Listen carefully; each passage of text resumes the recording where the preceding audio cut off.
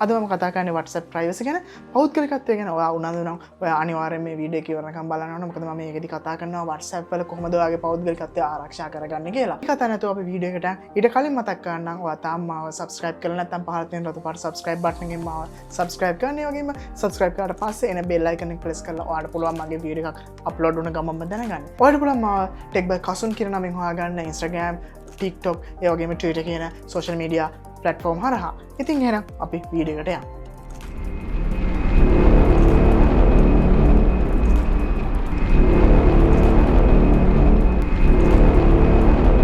හරි අපි බලමු ඇත්තටම WhatsApp privacy ගැන. ඉතින් ඔන්න මෙතන ඔයාලට පුළුවන් මෙතන උඩම දකුණු පැත්තේ තියෙන මෙන්න මේ dot තුනක icon එක click කරලා settings වලට යන්න. ඉතින් settings වලට ගියාට පස්සේ ඔයාලට බලන්න පුළුවන් account කියලා section එකක් උඩින්ම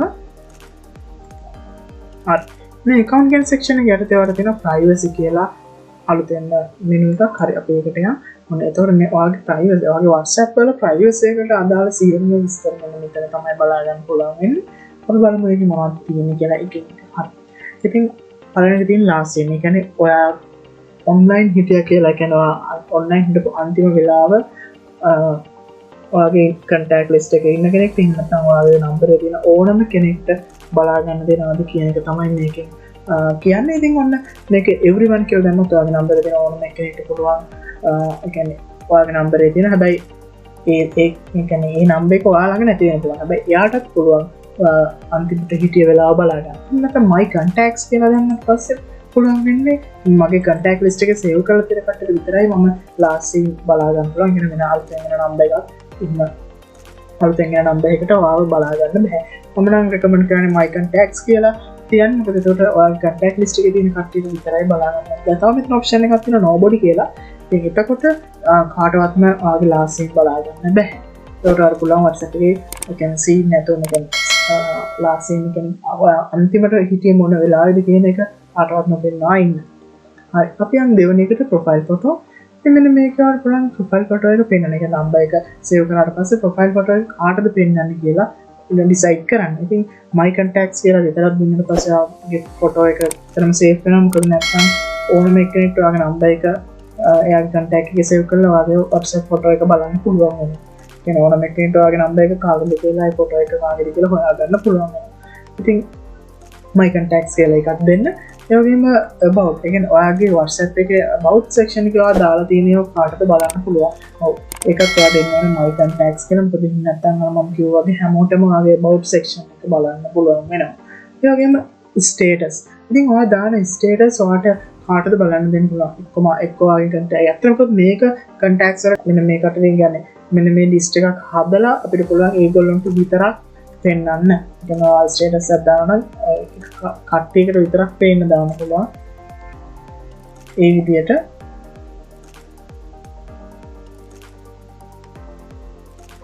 නෑ. හරි. මෙතනදි වෙන්නේ ඒ කියන්නේ my contacts කියලා දැම්ම my contact list එක ඔක්කොම පේනවා. my contact exit. ඒ කියන්නේ මගේ contact list එකේ මෙන්න මේ දැන් මේ number එක නැතුව මේ numbers පහ select කරොත් ඒ numbers පහ නැතුව අනිත් ඔක්කොටම පෙන්වනවා. හරි ඊට පස්සේ only share එක. ඒ කියන්නේ මෙන්න මේ number එකට විතරක් පෙන්වන්න කියලා තමයි මගේ status එක. මෙන්න මේ මම select කරන number එකට විතරක් පෙන්වන්න කියලා තමයි only share with එකෙන් කියන්නේ. ඉතින් මම නම් දැනට මේක my contacts කියලා දාලා තියන්නම්. හරි. ඊට පස්සේ read visit එක. කියන්නේ මම read කරාද කියලා ඒ කියන්නේ මට message එකක් එනවා මම මේක read කරාද නැද්ද කියලා බලා ගන්න පුළුවන් වෙන එක තමයි මෙතන තියෙන්නේ. ඉතින් දැන් මෙතනක අපි මේක off කරොත් ඔයාටත් බැරි වෙනවා ඔයාගේ යාළුවාට යවන message එක එයා read කරාද නැද්ද කියලා බලා ගන්න.